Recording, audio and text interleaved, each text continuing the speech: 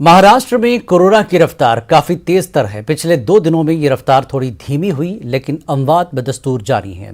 पिछले 24 घंटों के दौरान 891 अफराद की मौत हुई, जबकि 51,000 से ज्यादा अफराद कोरोना से मुतासर हुए।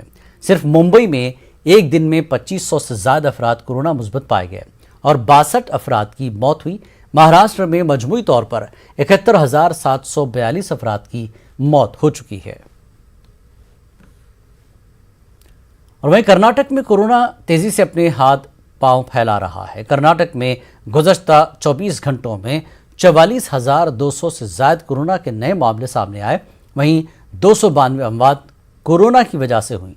बेंगलुरु में कोरोना की नई मरीजों की तादाद 20,000 से ज्यादा है। सिर्फ बेंगलुरु में कोरोना से गुज़श्ता 24 घंटों में 132 अमवात हुई हैं। बेंगलुरु में अब तक 3 लाख से ज्यादा एक्टिव केसेस हैं।